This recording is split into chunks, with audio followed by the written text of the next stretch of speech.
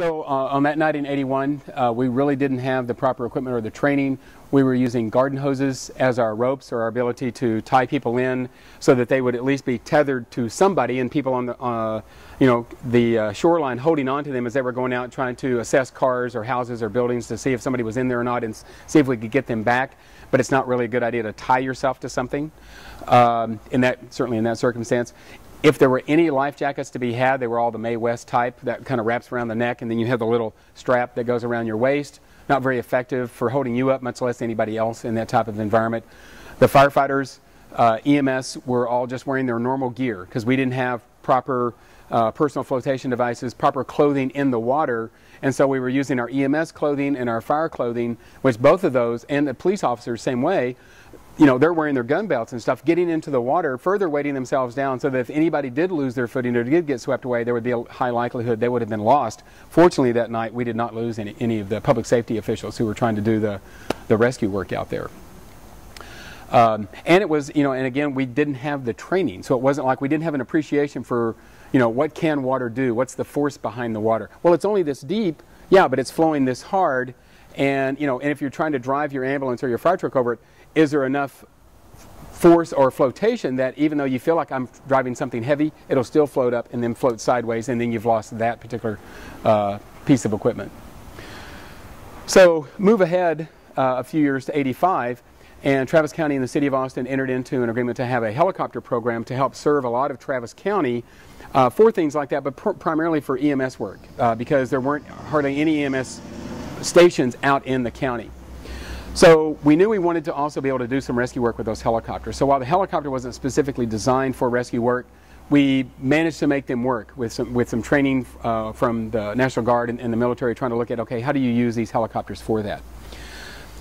So about a decade later, '91, we've got an additional helicopter that is much better suited to do rescue work.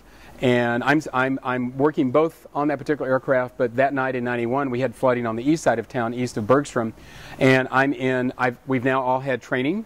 We now all have some proper boats that gets us safely through that type of condition, because you're not driving the boat in a river, you're driving the boat in a neighborhood, and underneath that water you don't have any idea, and once again it's at night. So you have less visibility. So there's fire hydrants, there's trees, there's stumps, there's houses, there's fences that are all down there that can hang up a boat. So you try to have flat bottom boats or inflated boats, but you also still have to watch the prop. Move ahead another decade. November 15th, 2001. We have floods again here all through town, some a little bit north of us, and we now have two different aircraft that were designed specifically to help do some rescue work. We're still using work where you have a rope attached to the helicopter underneath it, and we pick up our rescuer, fly them with a crew chief up top with the pilot, positioning the aircraft over the victim, getting the rescuer there, and then lifting them out, not having to lift them that high off the water, just enough to get them clear, and then get them over to the side, and then release them to other EMS and fire crews on the side, and then just continue to do that. We had 2 aircraft up that night, and we did 20 rescues with that, and some of those rescues were of the public safety personnel trying to do the rescues, where they put themselves in harm's way, got overcome by the water, and so we ended up rescuing some of them. And I'm just grateful that we were there to help them. Move ahead one more decade, almost a decade. September of this past year, September 8th, 2010. Now we have this aircraft. Now we actually have a hoist so that we can actually swing this out, and with a hoist we're much more accurate and much more faster at our rescue work, because now the pilot's not having to control the aircraft as much. The hoist operator back here can control up and down, and even with his hand, a little bit of the position of the hook that's on the end of the cable here. And so we had 3 aircraft up that night performing rescues, and they did 13 rescues of people off the top of cars, out of trees, out of houses, and again with each succession in aircraft, then aircraft with radios, navigation, color weather radar, lightning strike indicators, autopilot, all sorts of things to help take some of the workload off the pilot.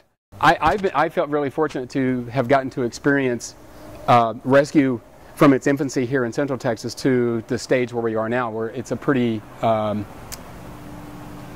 some pretty impressive resources that can come to the aid of any civilian that's out there that's in trouble.